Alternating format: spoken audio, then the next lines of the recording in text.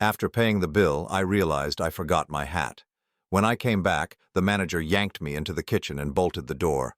"Don't scream, just watch," he begged, pointing to the security monitor. He rewound the tape. When I saw what my son dropped into my wine while I was in the restroom, I hit the floor. "I'm glad to have you here. Follow my story until the end and comment the city you're watching from so I can see how far my story has reached. I never thought a forgotten hat would save my life." But on that Tuesday evening in October, when I walked back into Beaumont Bistro to retrieve it, I discovered something that shattered everything I believed about my son.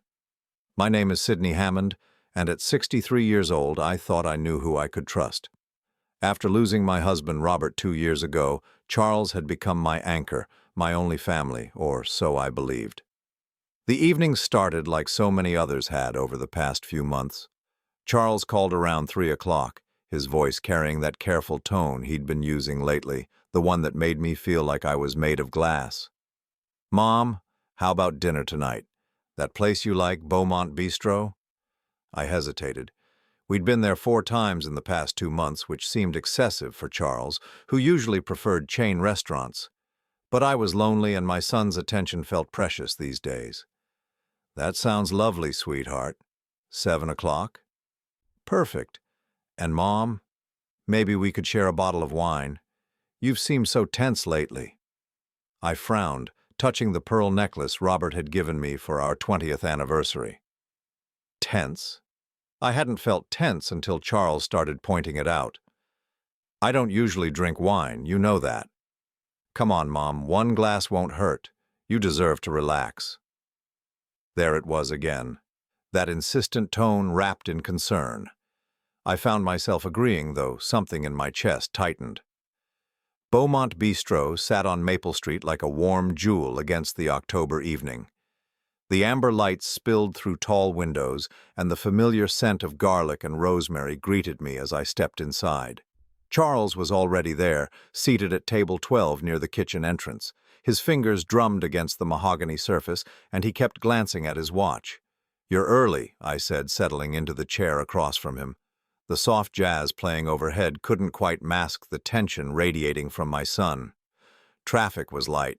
He signaled the waiter immediately, which wasn't like Charles. He usually took forever to decide what to order. "Let's get that wine, shall we? The Pinot Grigio you liked last time." I didn't remember liking any Pinot Grigio, but I nodded anyway. Lately, my memory felt like Swiss cheese, full of holes I couldn't explain. Dr. Peterson had mentioned it might be early signs of cognitive decline, something that terrified me more than I cared to admit. The waiter, a young man with kind eyes, brought our wine. Charles immediately lifted his glass. "To family," he said, but his smile didn't reach his eyes. "To family," I echoed, though the word felt heavy on my tongue. As we talked, I noticed Charles kept checking his phone, typing quick messages. When I asked about Maggie, his wife, he waved dismissively. "She's at her book club. You know how she is about her social commitments." But Maggie had never mentioned a book club to me. In fact, she rarely mentioned anything to me at all. Our relationship had always been politely distant, but lately it felt actively cold. "Charles, is everything all right? You seem distracted." He looked up sharply. "Everything's fine, Mom. Why would you ask that?" "You keep looking at your watch and your phone." His jaw tightened almost imperceptibly. "I'm just making sure we don't stay out too late. You know how confused you get when your routine is disrupted." Confused. There was that word again. When had I become the confused one? When had my own son started speaking to me like I was a child? "I don't feel confused," I said quietly. "Of course you don't. That's the nature of these things." His voice carried a patience that felt practiced, rehearsed. "Dr. Peterson explained it to me. The early stages are subtle." The early stages of what? Dr. Peterson had mentioned some concerns, but nothing definitive, nothing that warranted the way Charles had been treating me like I was losing my mind. Halfway through dinner, I excused myself to visit the restroom. My reflection in the mirror showed a woman who looked older than her 63 years, tired in a way that went deeper than physical exhaustion. The overhead lighting was harsh, highlighting lines I didn't remember having 6 months ago. When I returned to our table, Charles was sliding his phone into his pocket, and there was something different about his expression. Satisfied, maybe, or relieved. "Everything okay?" I asked. "Perfect." He lifted his wine glass again. "Drink up, Mom. You've barely touched yours." I looked down at my glass. Had I forgotten drinking half of it? The wine tasted slightly bitter, different from how I remembered Pinot Grigio tasting, but then again my taste buds weren't what they used to be. As the evening progressed, I felt increasingly drowsy. Not drunk exactly, but foggy, in a way that reminded me of the medication I'd taken after Robert's funeral. My thoughts felt wrapped in cotton, and I had to concentrate harder than usual to follow our conversation. "You should really consider updating your will, Mom," Charles said as he paid the check. "Things have changed since Dad died. You want to make sure everything is in order." "My will is fine," I managed, though speaking felt like swimming through molasses. "Is it, though? When's the last time you reviewed it? Can you even remember?" I couldn't remember, but then again, I couldn't remember much of anything lately. The doctor said stress could cause memory issues, and losing Robert had certainly been stressful. Charles helped me to my feet, his hand firm on my elbow. "Careful, Mom, you seem unsteady." I was unsteady, though I couldn't understand why. I'd only had one glass of wine, and I'd eaten a full dinner. Outside, the October air was crisp and clear, cutting through the fog in my head slightly. Charles walked me to my car, watching as I fumbled with my keys. "Maybe I should drive you home," he said, but there was something calculating in his offer. "I'm fine." The words came out more forcefully than I intended. "It's only 6 blocks." He hesitated, then nodded. "Call me when you get home." "Promise?" I promised, though part of me wondered when my son had become so controlling. Or maybe I was just noticing it for the first time. The drive home was uneventful, but by the time I reached my house on Elmwood Drive, the drowsiness was overwhelming. I barely managed to change into my nightgown before collapsing into bed, sleeping more deeply than I had in months. I woke the next morning feeling like I'd been drugged, my mouth dry and my head pounding. It wasn't until I was making my morning tea that I realized I'd forgotten my hat at the restaurant. The hat was nothing special, just a simple navy cloche that matched my outfit. But it had been Robert's favorite, and the thought of losing it made my chest tight with grief. I decided to drive back to Beaumont Bistro to retrieve it. The lunch crowd was just beginning to arrive when I pushed through the restaurant's heavy doors. The hostess, a young woman with bright red lipstick, smiled politely. "I was here last night for dinner," I explained. "I think I left my hat." "Of course. Let me check the lost and found." While she searched, I wandered toward table 12, where Charles and I had sat. Something about the evening felt wrong, though I couldn't pinpoint exactly what. The drowsiness, Charles's strange behavior, the way he'd kept checking his phone. "Ma'am?" The hostess returned with my hat, but her expression was troubled. "Actually, could you wait just a moment? I think the manager wants to speak with you." Before I could ask why, a stocky man in his 50s emerged from the kitchen area. His name tag read Tony, and his face was grave. "Mrs. Hammond, I'm Tony Reeves, the manager here. Could I speak with you privately?" My heart began to race. "Is something wrong?" He glanced around the dining room, then gestured toward the kitchen. "Please, ma'am, it's important."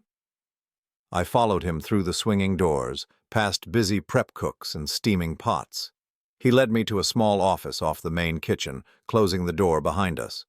A security monitor sat on his desk, its screen divided into multiple camera feeds. "Mrs. Hammond, I need to show you something, but I want you to know this is very difficult to watch." "What are you talking about?" Tony's hands were shaking slightly as he rewound the security footage. "Last night, around 8:30, your table was in direct view of camera 3. The screen showed table 12 in grainy black and white.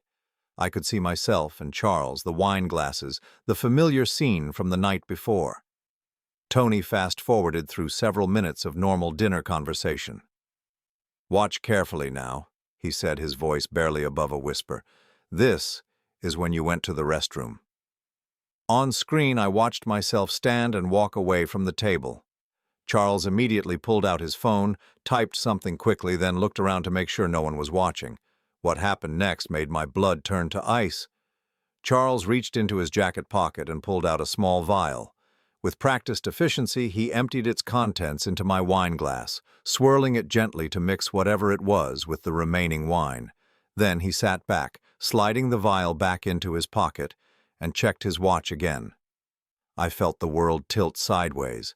My own son, my only child, had drugged me. "Mrs. Hammond?" Tony's voice seemed to come from very far away. "Ma'am, are you all right?" I couldn't answer. I couldn't breathe. The room was spinning, and I gripped the edge of Tony's desk to keep from falling. My son had poisoned me. The realization hit me like a physical blow, and I understood with sudden, terrible clarity why I'd been feeling so confused, so forgetful, so unlike myself. It wasn't age, it wasn't stress, it wasn't early cognitive decline, it was Charles. The security footage played again, and each time I watched my son dump that vial into my wine glass, another piece of my reality crumbled. Tony had offered me a chair, water, even suggested calling someone, but I couldn't move. I couldn't speak. I could only stare at the screen and watch my own child poison me. "How long have you been watching this happen?" I finally whispered. Tony's face was grim. "Last night was the first time we caught it on camera, but—" He hesitated, running his hand through his graying hair. "Mrs. Hammond, your son has made reservations here 7 times in the past 4 months. Always the same table, always insisting you have wine, always when you go to the restroom." 7 times. 7 times Charles had drugged me, and I had attributed my confusion and memory loss to grief, to age, to some failing in myself. The shame burned in my throat like acid. "Why didn't you say something sooner?" The question came out harsher than I intended. "We suspected, but we couldn't be sure. People do all kinds of things at dinner. Add sweetener, medication, supplements. But last night, the way he looked around first, the way he hid the vial—" Tony shook his head. "I've been in this business for 22 years. I know what suspicious behavior looks like." I thought back to all those dinners, all those evenings when Charles had been unusually attentive, insisting we go out, encouraging me to relax and have a drink. The pattern was so clear now, so obvious, I felt sick with my own blindness. "What kind of drug?" My voice sounded strange to my own ears, distant and hollow. "I'm not sure, ma'am. But based on how you looked when you left last night, something to make you drowsy and confused. Maybe something to affect your memory." Memory. The word hit me like a slap. All those conversations with Dr. Peterson about my forgetfulness, my confusion, all those worried looks from Charles when I couldn't remember conversations we'd supposedly had, all those gentle corrections when I misremembered events. "Oh my God," I breathed. "The doctor visits?" Tony leaned forward. "What about them?" "I've been seeing Dr. Peterson about memory issues. He's been concerned about early signs of cognitive decline." The pieces were falling into place with sickening clarity. "Charles has been coming with me to these appointments. He's been describing my symptoms to the doctor." The symptoms Charles himself was causing. Tony's expression darkened. "Ma'am, I think you need to call the police." "No." The word came out faster than I'd intended. "Not yet. I need to understand what's happening first. Why would he do this to me?" But even as I asked the question, possibilities were forming in my mind. Money, control, my house, my savings, the life insurance policy from Robert that I hadn't touched. Charles had been asking about my finances more frequently lately, suggesting I might need help managing my affairs. "Can you make copies of that footage?" I asked. Tony nodded. "Already done. I burned it to a disk the moment I saw what happened." He handed me a small envelope. "Mrs. Hammond, whatever your son is planning, this is evidence of a serious crime." I tucked the envelope into my purse with trembling hands. "Thank you. And Tony? Please don't mention this to anyone yet. If Charles finds out, I know." I didn't finish the sentence because I couldn't bear to voice what I was thinking. If my son was willing to drug me repeatedly, what else was he capable of? The drive home passed in a blur. My quiet neighborhood on Elmwood Drive looked exactly the same as it had that morning, but everything felt different. The Victorian house Robert and I had shared for 32 years no longer felt like a sanctuary. It felt like a trap. Inside, I made a cup of tea with shaking hands, trying to process what I'd learned. The kitchen smelled like the lavender sachets I kept in the drawers, the same comforting scent that had always meant home. Now it just reminded me how alone I was. I sat at my kitchen table, the same table where I'd fed Charles breakfast every morning for 18 years, where I'd helped him with homework, where we'd planned his wedding to Maggie. The irony was crushing. My phone rang, Charles's name lighting up the screen. For a moment I considered not answering, but I needed to act normal. I needed to think. "Hi, sweetheart." "Mom, how are you feeling today? You seemed pretty tired last night." The concern in his voice was perfect, practiced. How long had he been perfecting this act? "I'm fine," I managed. "Just a little foggy this morning." That's what I was worried about. These episodes seemed to be getting more frequent. There was a pause and I could hear him typing, always coordinating with someone. "I think we should schedule another appointment with Dr. Peterson." Another appointment. Another chance for Charles to describe symptoms he was creating, to paint a picture of a woman losing her mind. I felt nauseous. "Maybe you're right," I said, forcing my voice to stay steady. "Good. I'll call his office this afternoon. And Mom, I was thinking maybe Maggie and I should start helping you with some of your paperwork, bills, financial planning, that sort of thing, just until we get a better handle on these memory issues." Financial planning. There it was, the real reason for months of careful poisoning. Charles wanted control of my money. "That's very thoughtful," I said, each word feeling like swallowing glass. "But I'm managing fine." "Are you, though? Last night you seemed really confused about some basic things, and last week you forgot our dinner plans completely." I hadn't forgotten dinner plans because there hadn't been any dinner plans, but if Charles said there had been, if he'd told Dr. Peterson I was forgetting things, who would believe me? "We'll talk about it later," I said. "I should go." "Of course, rest up. I'll check on you tomorrow." He would check on me tomorrow, like the dutiful son he'd trained everyone to believe he was, like the concerned child taking care of his aging mother. After I hung up, I sat in silence, staring at the family photos on my refrigerator. Charles at his high school graduation, beaming with pride. Charles on his wedding day, his arm around Maggie, both of them laughing. Charles holding my first grandchild, a child who had miscarried at 3 months, a loss that had devastated all of us. Or had it devastated all of us? I found myself questioning everything now, every memory, every moment of shared grief or joy. How long had Charles been capable of this level of deception? I pulled out the disc Tony had given me and stared at it. 22 years of believing I knew my son, and this small piece of plastic contained proof that I didn't know him at all. My phone buzzed with a text message from Charles. "Love you, Mom. Just want to make sure you're taken care of." The casual cruelty of it took my breath away. Even his expressions of love were manipulations now, ways to make me doubt my own perceptions, to make me grateful for his attention even as he systematically destroyed my autonomy. I thought about Robert, about how he'd worried about leaving me alone. "Charles will take care of you," he'd said in those final weeks. "He's a good man, Sydney. He loves you." Robert had been wrong. Or maybe Charles had changed after his father's death.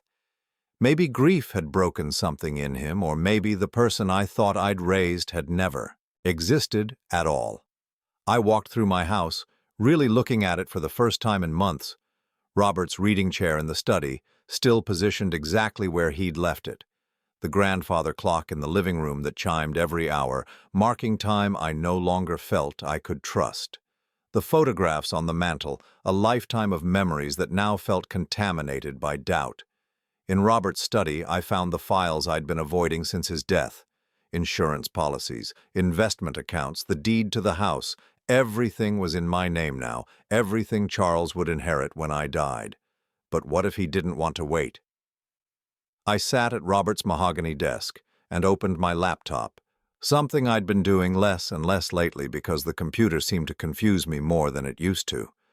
But now I wondered if that confusion had been chemically induced. I searched for information about drugs that could cause memory loss, confusion, disorientation. The list was terrifyingly long. Benzodiazepines, sleep aids, even some antihistamines in large enough doses. All of them could cause exactly the symptoms I'd been experiencing. Then I searched for something else. Financial elder abuse. The statistics were staggering. Family members were responsible for the vast majority of financial crimes against older adults. Sons and daughters trusted with power of attorney, slowly draining their parents' accounts. Adult children convincing doctors their parents were incompetent, then taking control of their finances.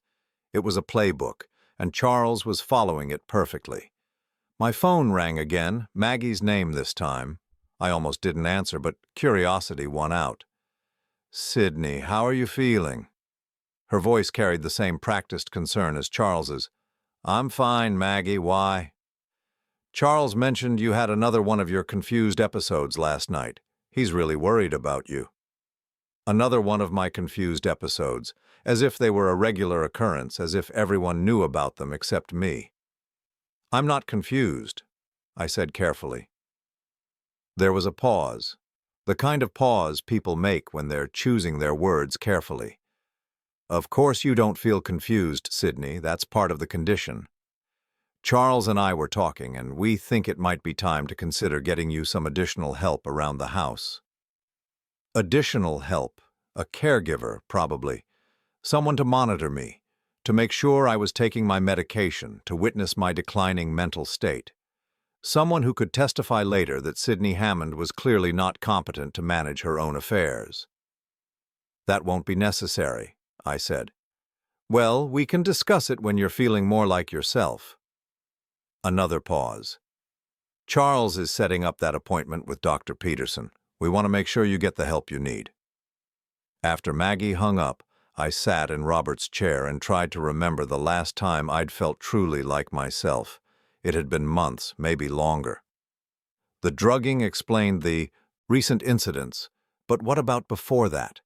Had Charles been planning this since Robert's death? Had he been waiting for me to be vulnerable, alone, dependent on him? I thought about the will Maggie had mentioned, the documents Charles wanted me to review. I pulled out my copy from the filing cabinet and read through it carefully. Everything was straightforward. Charles would inherit the house, the savings, the investments. But there were conditions, safeguards Robert had insisted on. Charles couldn't sell the house for 5 years. The money was tied up in a trust that distributed gradually over time, unless I was declared incompetent. Then, Charles would have immediate access to everything.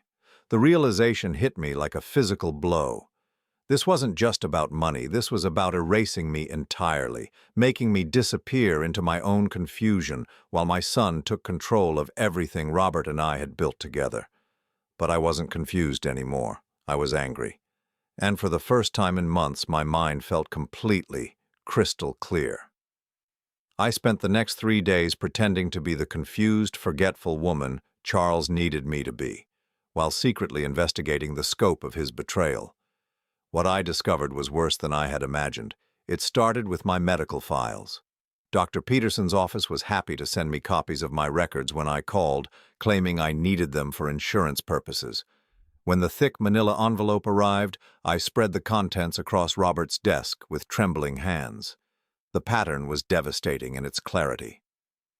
Beginning 6 months ago, right after Robert's funeral arrangements were finalized, Charles had started documenting my supposed mental decline. According to these reports, I had been forgetting conversations, losing track of time, becoming confused during simple tasks. Charles had provided detailed accounts of incidents I didn't remember because they had never happened. Or rather, they had happened, but only after he had drugged me. The most damning entry was dated 3 weeks ago. Patient's son reports increasing agitation and paranoia. Mrs. Hammond accused him of moving her things and became angry when he couldn't locate items she claimed to have placed in specific locations. Recommend cognitive evaluation and consideration of mild anti-anxiety medication to ease transition to assisted care. I had never accused Charles of moving my things, but I had been confused about where I'd put certain items, confused because whatever drug he was using affected my short-term memory, and Dr. Peterson had recommended anti-anxiety medication, which Charles could easily manipulate or increase to make me even more compliant. My hands shook as I reached for the phone to call Dr. Peterson's office directly. "I'd like to schedule an appointment," I told the receptionist, "but I'd prefer to come alone this time, without my son." There was a pause. "Mrs. Hammond, your son specifically requested that he be notified of all appointments. He's very concerned about your condition." "I understand, but I'm still capable of making my own medical decisions." Another pause, longer this time. "Of course, ma'am, but given your recent diagnosis."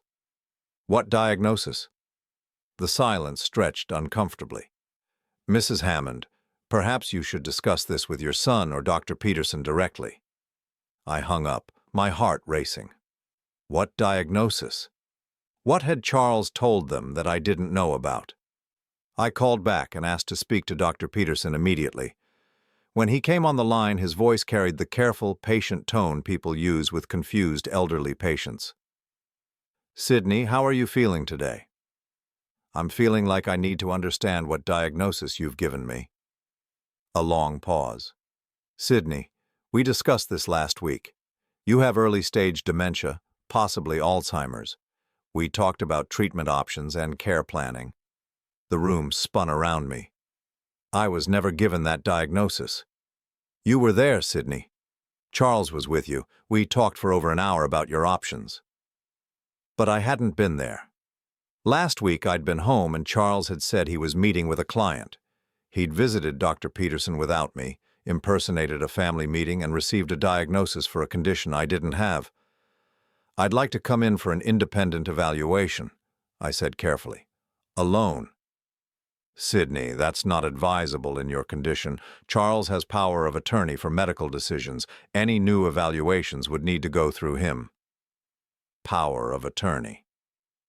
Charles had power of attorney for my medical decisions, and I had no memory of signing such a document.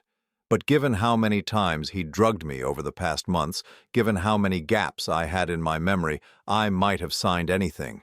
After I hung up, I searched my filing cabinet frantically until I found the folder labeled Legal Documents. Inside was a medical power of attorney form, dated 2 months ago, with my signature at the bottom. My signature, but I had no memory whatsoever of signing it. I compared it to other documents I'd signed recently. The handwriting looked like mine, but there was something slightly off about the letter formation, as if I'd been struggling to write clearly, as if I'd been under the influence of something that affected my motor control. Charles had drugged me to get my signature on a legal document that gave him control over my medical care. The implications hit me like an avalanche. With medical power of attorney and a dementia diagnosis, Charles could make decisions about my care, my living situation, my treatment. He could have me committed to a memory care facility anytime he chose, and with my supposed condition deteriorating, no one would question his authority. I was trapped in a web of legal documents and medical records that painted me as incompetent, all based on symptoms Charles had artificially created. But I wasn't going to let him win. I drove to the public library, something I hadn't done in months. Charles had been discouraging me from driving, claiming I was becoming unsafe behind the wheel. But my mind was clearer now than it had been in months, and I navigated the familiar streets without any difficulty. At the library, I used one of the public computers to research my legal options. What I found was sobering. Challenging a medical power of attorney required proving that the person who signed it was mentally incompetent at the time of signing, or that they were coerced. But with Dr. Peterson's diagnosis supporting Charles's claims, and with months of documented incidents, I would have an uphill battle. Unless I could prove the incidents were artificially created, I needed evidence beyond Tony's security footage. I needed to document the pattern of drugging, the false medical reports, the forged legal documents, and I needed to do it without Charles knowing I was onto him. When I returned home, there was a message on my answering machine from Maggie. Sydney, Charles wanted me to call and remind you about your appointment with Dr. Peterson tomorrow at 2 o'clock. He'll pick you up at 1:30. Also, we've arranged for someone from Golden Years Home Care to stop by Thursday afternoon to assess your needs. Don't worry, it's just a consultation. Golden Years Home Care. I looked them up online and found they specialized in memory care and assisted living placement. Charles was moving fast now, accelerating his timeline. The consultation would undoubtedly conclude that I needed immediate assistance, possibly residential care. I had less time than I'd thought. That evening, Charles called to check on me, his voice carrying its usual blend of concern and condescension. "How are you feeling today, Mom? You sound tired." "I'm fine, sweetheart." "Good. I wanted to remind you about your appointment tomorrow, and don't worry about the home care assessment on Thursday. It's just to see what kind of support you might need to stay in your own house." The lie slipped so easily from his lips. Charles had no intention of letting me stay in my house. He wanted me declared incompetent so he could access my assets immediately, and he needed me in a controlled environment where my protests could be dismissed as confusion or paranoia. "That sounds helpful," I said, hating how the words tasted. "I knew you'd understand. You've always been so reasonable, Mom. It's one of the things I've always admired about you." After he hung up, I sat in the dark for a long time, thinking about the son I'd raised and the man he'd become. When had the transformation happened? Had there been signs I'd missed, or had Charles always been capable of this level of manipulation? I thought about his childhood, searching for clues. He'd been a good student, popular, seemingly well-adjusted, but there had been incidents. A teacher's missing wallet that was found in Charles's desk, though he'd sworn he was innocent. Neighbor's cat that had disappeared after Charles claimed it was bothering him. His explanation for everything had always been so reasonable, so convincing. Maybe the capacity for deception had always been there, dormant until he needed it. I made myself a cup of tea and sat at the kitchen table planning my next moves. I needed to attend tomorrow's appointment with Dr. Peterson, but I needed to go in prepared. I needed questions that would expose the contradictions in Charles's story, evidence that would prove my cognitive function was normal. More importantly, I needed to start building my own case. I needed to document Charles's drugging, his lies, his manipulation of my medical records. I needed to prove that Sydney Hammond was not a confused old woman losing her mind, but a victim of systematic abuse by her own son. The irony wasn't lost on me. To save myself from being declared mentally incompetent, I would have to prove that my only child was a criminal who had been slowly poisoning me for months. But as I sat there in the quiet of my kitchen, surrounded by the familiar scents of lavender and lemon, I felt something I hadn't experienced in months. Determination. Charles had underestimated me. He'd seen a grieving widow and assumed she would be easy to manipulate. He'd counted on my love for him to blind me to his betrayal. He was about to learn that Sydney Hammond was stronger than he'd imagined. The next morning, I prepared for my appointment with Dr. Peterson like I was preparing for battle. I dressed carefully in my navy suit, the one that made me look competent and professional. I practiced speaking clearly and confidently, ready to challenge any suggestion that I was confused or forgetful. Most importantly, I brought a small digital recorder, hidden in my purse.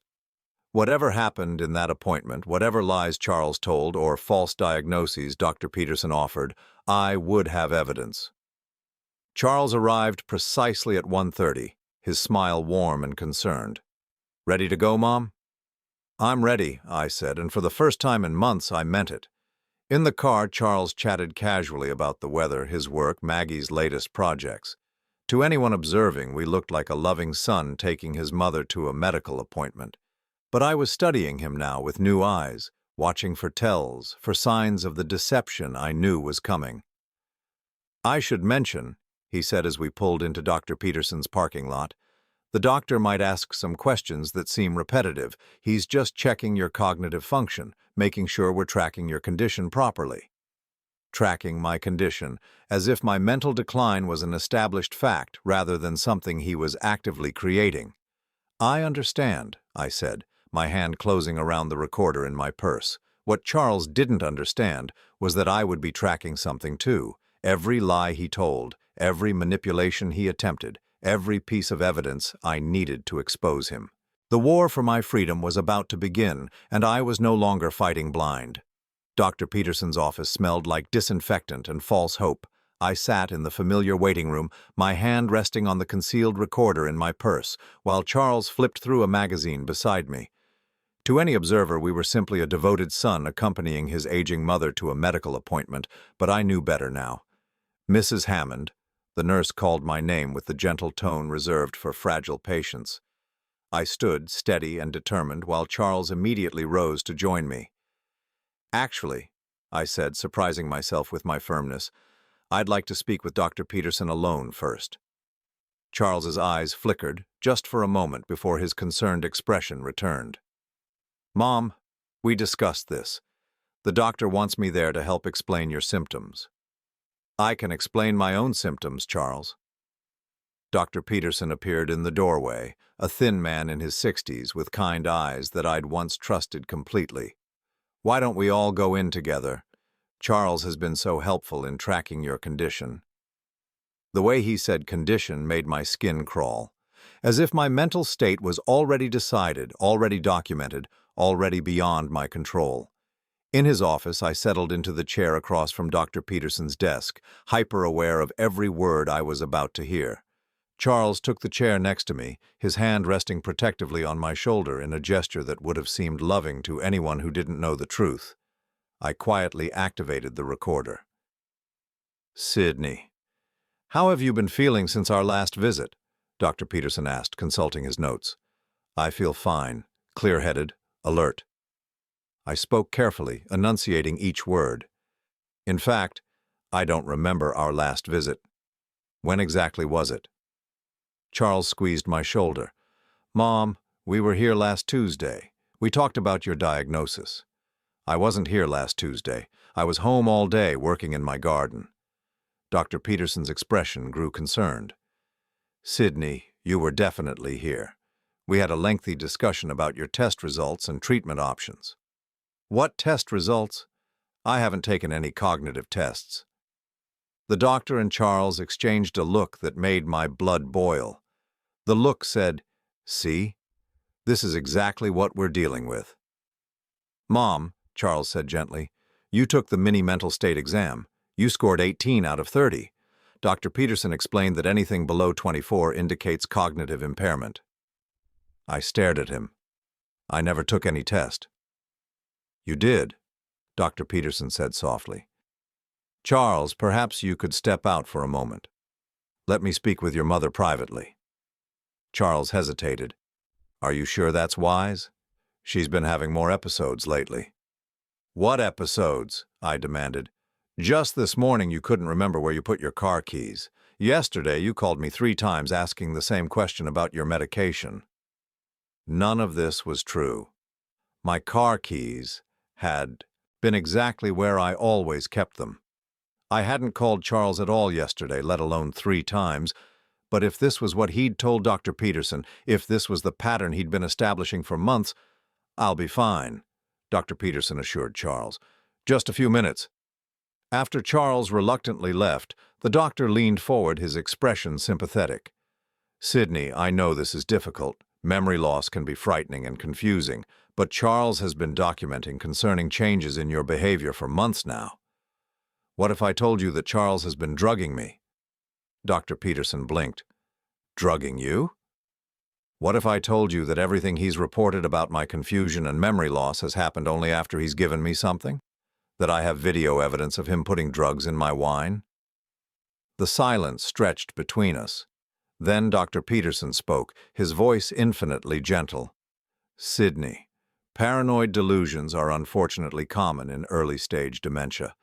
The feeling that family members are plotting against you, that medication is being tampered with, these are classic symptoms. Paranoid delusions, classic symptoms. In 30 seconds, he dismissed my accusations and turned them into proof of my mental illness. "I'm not delusional," I said firmly. "I have security footage from Beaumont Bistro showing Charles putting something in my drink."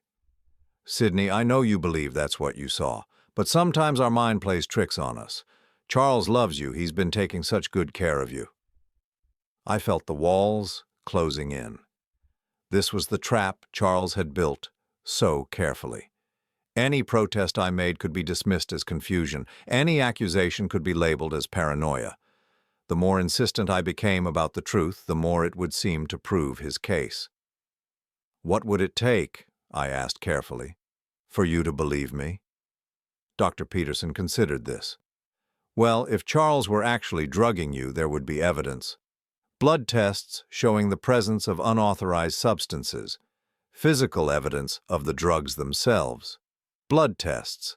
Charles would never allow me to get blood tests that might reveal what he'd been giving me, and any drugs would be long out of my system by now. And if I could get those tests done independently." "Sydney, that's not how this works. Charles has medical power of attorney. All tests and treatments have to go through him." Of course they did. Charles had thought of everything. When Charles returned to the office, his expression was carefully arranged into concern mixed with sadness. "How is she doing, doctor?" "She's experiencing some paranoid thoughts about being drugged. Very typical for this stage of the condition." Charles sighed heavily. "She's been saying things like that at home, too. Yesterday, she accused me of going through her mail. Last week, she thought Maggie had moved her jewelry." He paused, looking directly at me with what anyone else would interpret as love. "Mom, you know, we would never hurt you, right?" The performance was flawless. Charles's voice carried just the right mix of patience and pain, the suffering of a devoted son watching his mother slip away. If I hadn't known the truth, I would have believed him completely. "I'm not confused," I said, but even to my own ears, the words sounded weak. "Of course you don't feel confused," Dr. Peterson said kindly. "That's part of the condition. But Charles, I think we need to discuss next steps. Sydney's condition seems to be progressing more rapidly than we initially expected."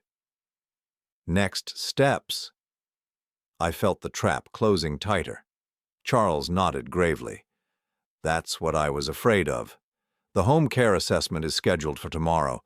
Maggie and I have been researching memory care facilities just in case." "That might be wise," Dr. Peterson agreed.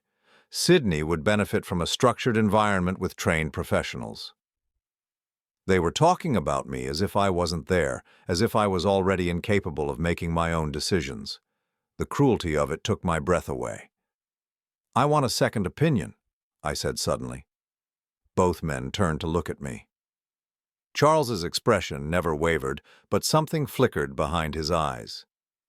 "Of course," Dr. Peterson said, "but any referral would need to go through Charles, and the new doctor would need access to all your current medical records and test results. The records that Charles had helped create. The test results from tests I'd never taken. The second opinion would be based on lies, and would undoubtedly reach the same conclusion." "I understand," I said quietly, though what I understood was that I was completely trapped in a system that Charles had manipulated to serve his purposes. In the car afterward, Charles was unusually quiet. Finally, as we pulled into my driveway, he spoke. "Mom, I know this is scary, but Dr. Peterson and I only want what's best for you." I looked at my house, the home I'd shared with Robert for over 30 years. The place where I'd planned to live out the rest of my days. Charles was going to take it away from me, along with my freedom, my autonomy, and my dignity. "I know you do, sweetheart," I said, and the lie tasted like ash in my mouth. That evening after Charles left, I sat in Robert's study and listened to the recording I'd made. Hearing it played back was even more devastating than living through it. The way Dr. Peterson had dismissed my accusations, the way Charles had smoothly provided explanations for incidents that had never happened, the way they'd discussed my future as if I was already gone. But the recording also gave me something valuable. Evidence of how the conspiracy worked, how Charles was manipulating the medical system to support his narrative. If I could get an independent evaluation, if I could find a doctor who wasn't influenced by Charles's version of events, I researched lawyers who specialized in elder abuse, memorizing names and contact information. Couldn't call from my home phone. Charles might have access to those records, but I could use a payphone or the phone at the library. Tomorrow the home care assessor would come, and they would undoubtedly conclude that I needed immediate supervision. Then Charles would move quickly to have me placed in a facility where my protests could be dismissed as the ramblings of a confused old woman. I had perhaps 48 hours to expose the truth before I lost everything. As I sat there in the gathering darkness, I thought about the Charles I'd raised, the little boy who'd once brought me dandelions and called them flowers. When had that child become someone capable of this level of cruelty? Or had I been blind to his true nature all along, seeing only what I wanted to see? It didn't matter now. What mattered was that I finally understood the game he was playing, and I was going to find a way to beat him at it. The next morning, I woke with a clarity I hadn't felt in months. Charles expected me to be confused, forgetful, easily manipulated, but I was none of those things. I was a 63-year-old woman with a sharp mind and a will to survive, and I was not going down without a fight. The home care assessor would arrive at 2 o'clock, expecting to find an elderly woman in cognitive decline. Instead, they would meet someone who was very much in control of her faculties. I had a performance of my own to give, and everything depended on getting it right. The home care assessor arrived exactly at 2 o'clock, as promised. Mrs. Catherine Walsh was a woman in her 50s, with kind eyes and a clipboard full of forms designed to measure my capacity for independent living.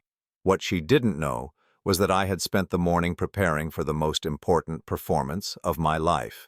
Charles and Maggie flanked me on the living room sofa like concerned guards, their expressions perfectly calibrated to show loving worry. I sat between them, playing the role they expected, a confused elderly woman who needed their protection. "Mrs. Hammond," Mrs. Walsh began gently, "I'm here to assess what kind of support services might help you continue living safely in your home." I blinked slowly, as if struggling to process her words. "Support services? I don't understand why I would need those." Charles leaned forward.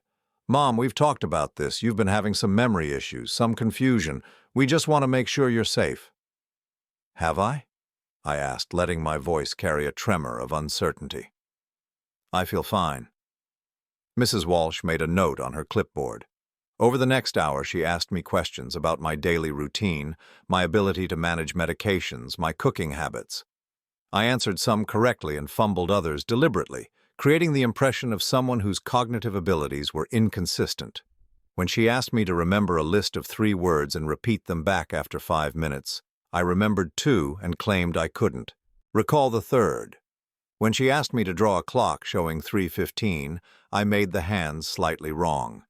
Every mistake was calculated to support Charles's narrative without being so obvious as to seem intentional. "Mrs. Hammond," Mrs. Walsh said finally, "do you feel safe living alone?" I hesitated, glancing at Charles. I think so. But sometimes I do get confused about things." "What kind of things?" "Well," I said, letting my voice sound small and uncertain, "sometimes I can't remember conversations we've had. Charles will tell me about something we discussed, but I don't remember it at all." Charles reached over and patted my hand. "It's okay, Mom. That's why we're here to help." Mrs. Walsh spent another 30 minutes interviewing Charles and Maggie about their observations of my behavior. They painted a picture of a woman in gentle decline who needed increasing supervision. Charles mentioned my paranoid thoughts about being drugged, which Mrs. Walsh noted with evident concern. "In cases like this," she said, addressing Charles while I sat quietly beside him, "we often recommend starting with daily check-ins, perhaps meal preparation services. However, given what you've described about the paranoid episodes and the extent of the memory loss, your mother might benefit from a more structured environment." You mean a facility? Maggie asked, her voice carefully neutral. Possibly. There are excellent memory care communities that specialize in early-stage dementia. The residents maintain dignity and independence while having access to professional support. I let my eyes fill with tears. I don't want to leave my home. Of course you don't, Mrs. Walsh said kindly. But sometimes what feels scary at first turns out to be the best thing for our safety and well-being. After she left, promising to send her recommendations within 48 hours, Charles and Maggie lingered in my living room. I could feel their satisfaction, their sense that everything was proceeding according to plan. That went well, Charles said, though he was looking at me carefully as if trying to read my thoughts. Did it? I'm still confused about why I need help. Maggie exchanged a look with Charles. Sydney, you heard what the assessor said. You're having memory problems and they're getting worse. We're worried about your safety. I nodded slowly, as if trying to process this information. I suppose if you think it's best. We do, Charles said firmly. In fact, I think we should have a family dinner this Sunday, just the three of us. We can talk about your options, make some decisions together. A family dinner. Where Charles would feel comfortable speaking freely, where he might reveal more about his plans, where I could finally get the evidence I needed. That sounds nice, I said. Should I cook? No, Mom. Let me handle everything. You just rest. After they left, I sat in my living room for a long time, thinking about what had just happened. The assessment had gone exactly as Charles had planned. Mrs. Walsh would recommend increased supervision, possibly residential care. Charles would use her report to accelerate his timeline for having me declared incompetent. But I had learned something valuable from the experience. I could play their game. I could be the confused, vulnerable woman they needed me to be, while secretly documenting everything they said and did.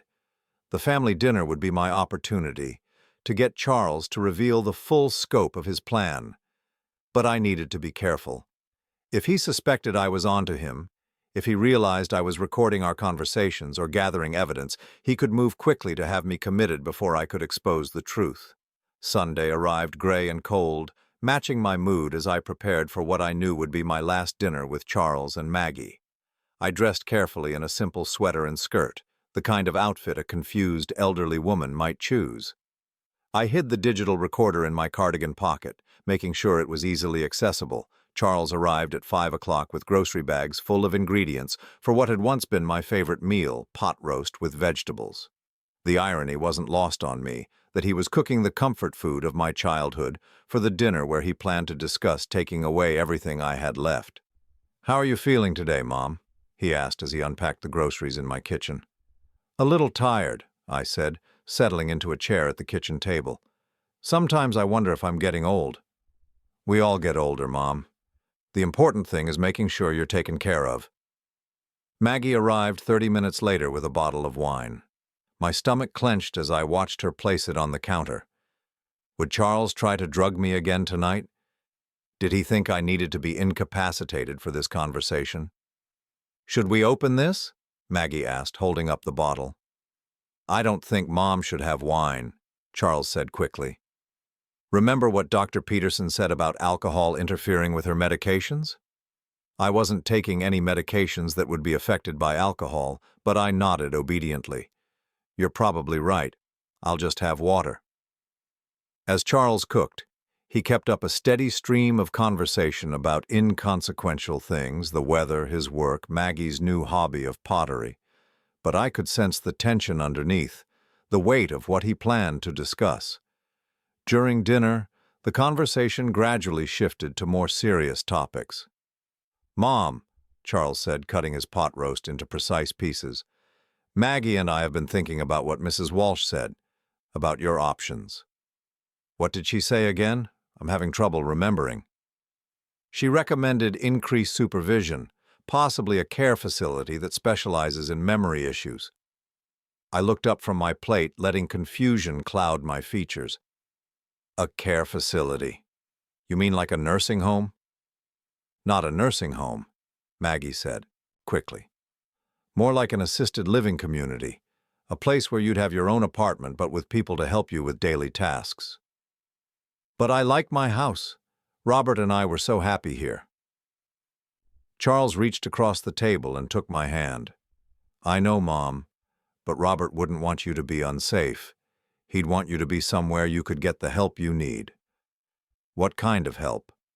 Help remembering to take your medications, help with cooking and cleaning, help when you get confused or scared. I let tears gather in my eyes. Do I get confused and scared? Sometimes, Charles said gently, like when you thought someone was drugging your wine at the restaurant, or when you accused me of going through your mail. I had never accused him of going through my mail, but I nodded as if I remembered. The thing is, Mom, Charles continued, these episodes are happening more frequently. Dr. Peterson thinks your condition is progressing faster than we initially expected. What condition?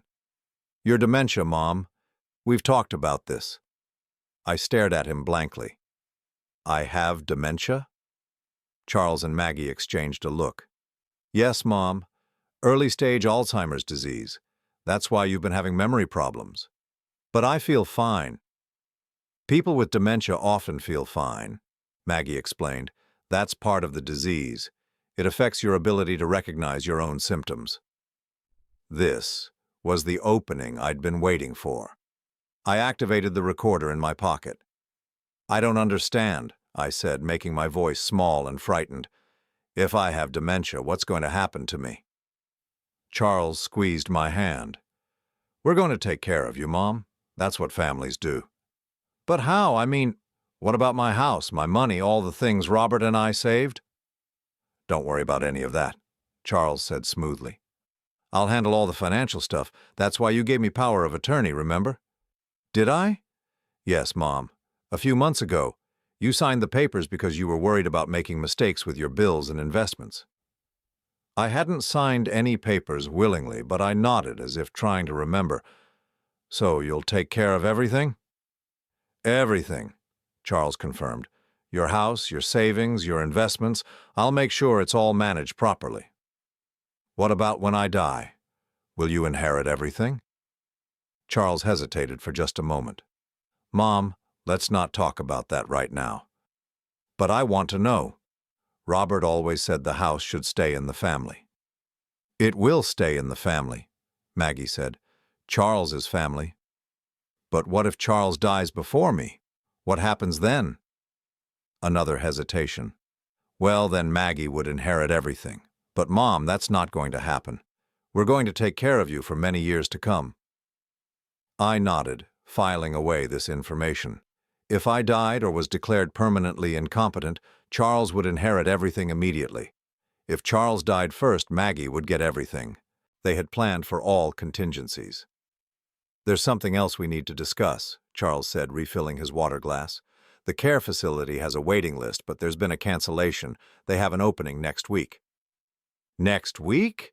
I let my voice rise in panic. But I'm not ready. I don't understand what's happening. That's why we need to move quickly, Maggie said, before you get more confused, while you can still participate in the decision. But what if I don't want to go? Charles's expression hardened almost imperceptibly. Mom, you're not capable of making that decision anymore. That's why I have power of attorney. It's my responsibility to keep you safe, even if you don't understand what's best for you. There it was. The admission I needed. Charles was planning to use his fraudulent power of attorney to force me into a care facility against my will while taking control of my assets. I'm scared, I whispered, and for once I didn't have to fake the emotion. I know you are, Charles said, his voice softening, but you don't need to be scared. We'll visit you all the time, and you'll make new friends, people who understand what you're going through, people who wouldn't believe me when I told them I'd been drugged and manipulated. People who would see my protests as symptoms of my disease. When would I move? I asked.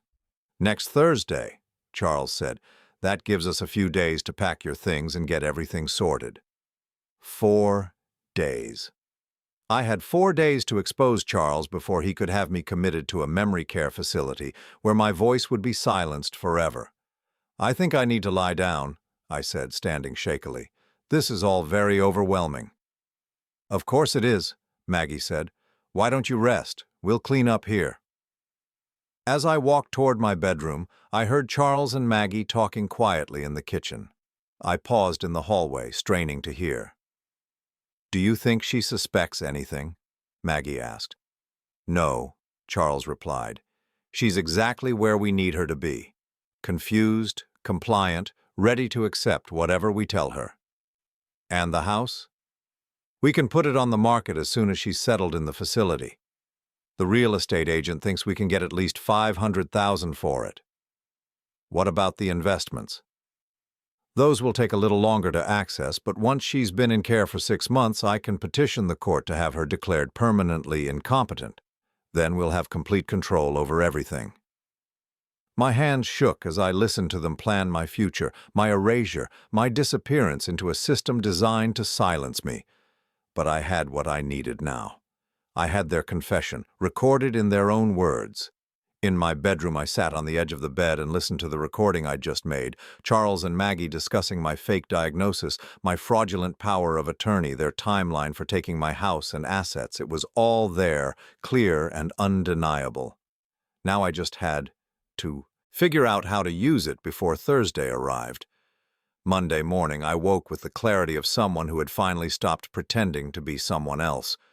For months, I had been playing the role of a confused, deteriorating woman, because that's what Charles needed me to be. But today, I was going to be Sydney Hammond, sharp, determined, and ready to fight for her life. I had 3 days before Charles planned to move me to the memory care facility. 3 days to expose his lies and reclaim my freedom. My first call was to Eleanor Patterson, my late husband's cousin, and the only family member I trusted completely. Eleanor lived 2 states away in North Carolina, which had probably saved her from Charles's manipulation. When she answered the phone, her voice was warm with surprise. "Sydney, what a lovely surprise. How are you holding up?" "Eleanor, I need your help, and I need you to listen carefully to what I'm about to tell you." I spent the next hour explaining everything. The drugging, the false medical records, the forged power of attorney, Charles's plan to have me committed. I played her the recordings I'd made, including the damning conversation from Sunday's dinner. The silence on the other end stretched so long I thought we'd been disconnected. "Eleanor? I'm here." Her voice was shaking with rage. "Sydney, that boy is trying to kill you. Maybe not physically, but he's trying to erase you completely." "I know, but I need help proving it. I can't do this alone." "You're not alone. Give me 2 hours to make some calls. I have a friend who's a retired federal prosecutor. She'll know exactly what to do." After Eleanor hung up, I called Tony at Beaumont Bistro. "Mrs. Hammond, I've been worried about you. How are you doing?" "I need that security footage, Tony, and I need you to be willing to testify about what you saw." "Of course. Anything you need." "There's more. I have reason to believe my son has been systematically poisoning me for months, not just that one night." "Do you keep footage from previous visits?" "We archive everything for 90 days. If you can give me dates, I can pull whatever we have." I gave him 6 dates from the past 3 months when Charles had insisted on taking me to dinner. If the pattern was consistent, if Charles had been drugging me regularly, Tony would have evidence of multiple incidents. My next call was to a locksmith. If Charles had keys to my house, if he'd been coming and going without my knowledge, I needed to secure my home immediately. While I waited for the locksmith to arrive, I went through my house systematically, looking for evidence of tampering.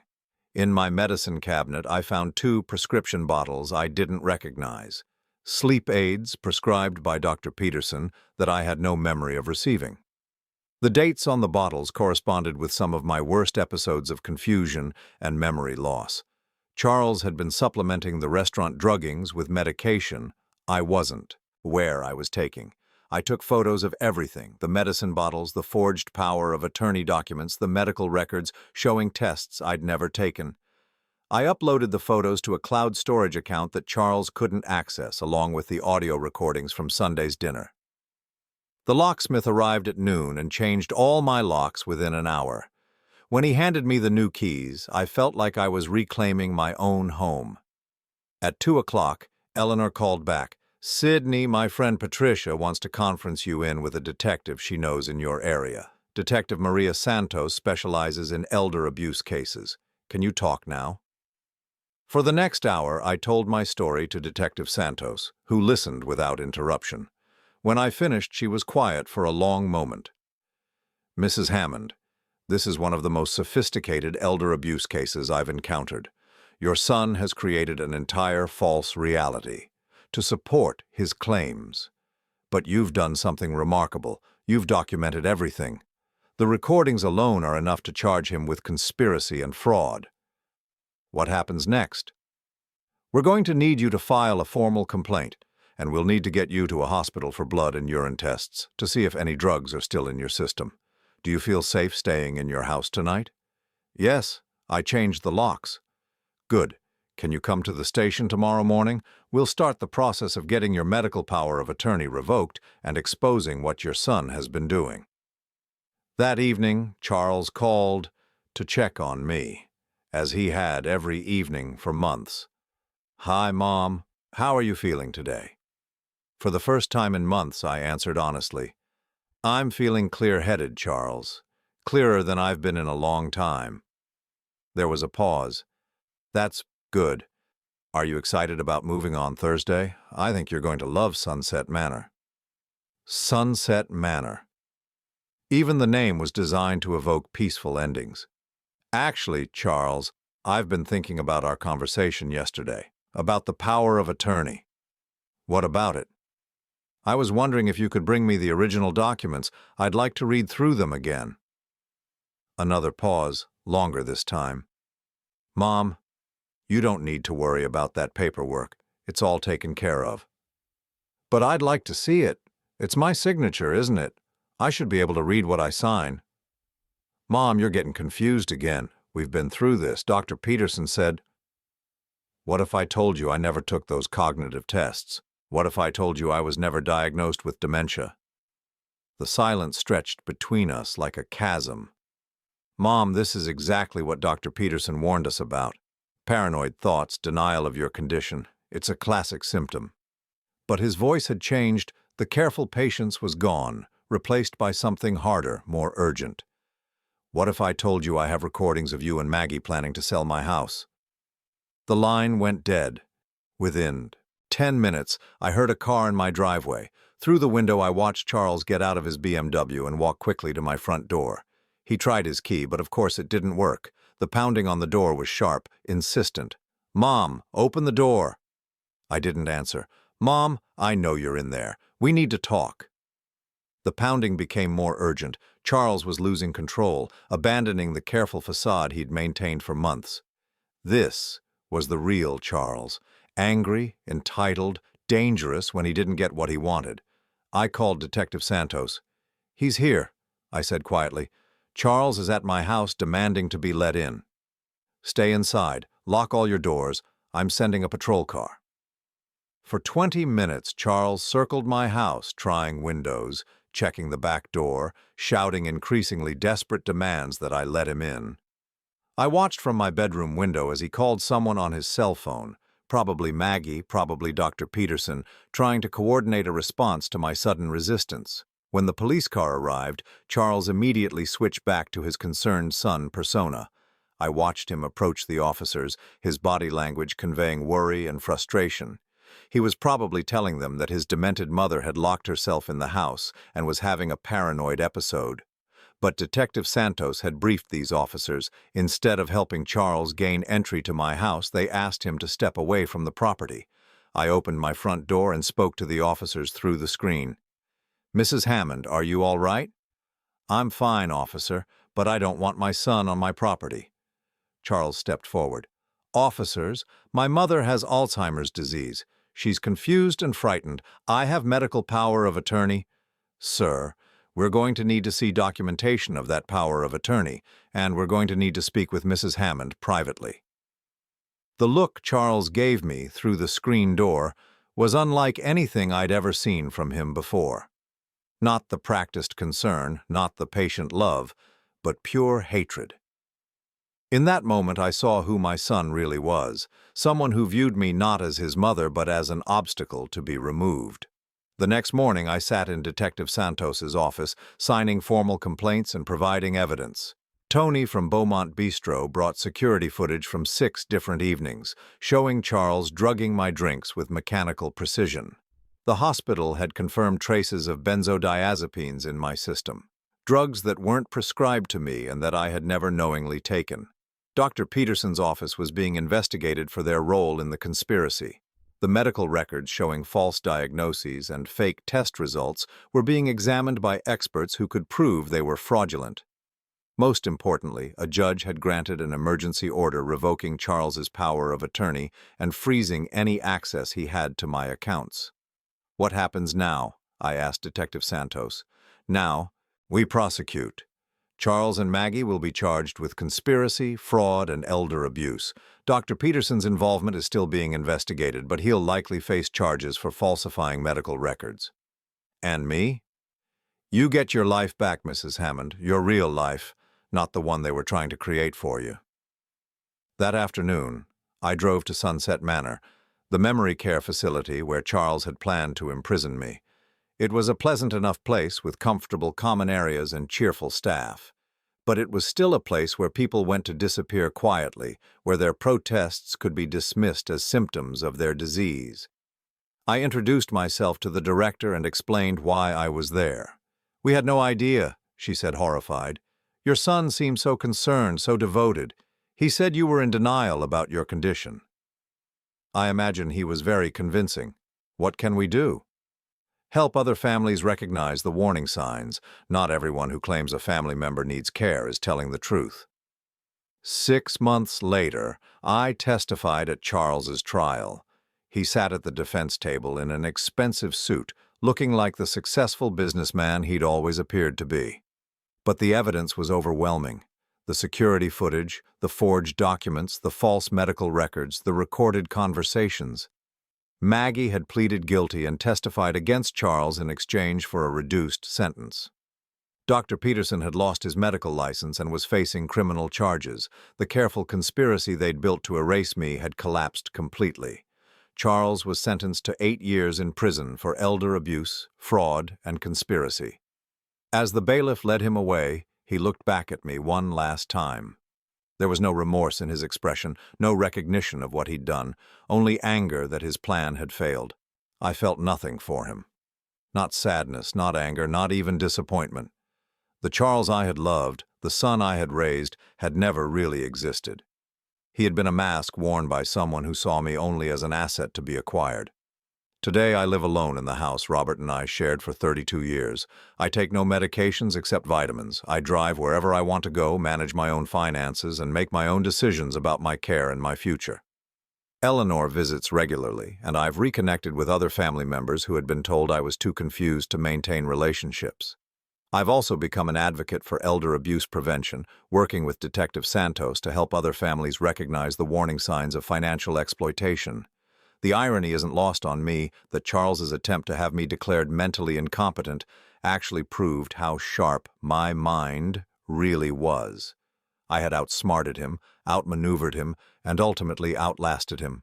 I'm 74 years old now, and I've never felt more like myself. Every morning I wake up in my own bed, in my own house, living my own life on my own terms. I water my garden, read my books, and remember everything clearly. The confusion is gone. The memory lapses have disappeared. The woman Charles tried to erase has been reborn, stronger and more independent than ever. I survived my own son's attempt to destroy me, and in doing so, I discovered something I'd forgotten in the grief after Robert's death. Sidney Hammond is a force to be reckoned with. Charles had underestimated me. He thought a grieving widow would be easy prey, someone he could manipulate and control without resistance. He was wrong, and I am free.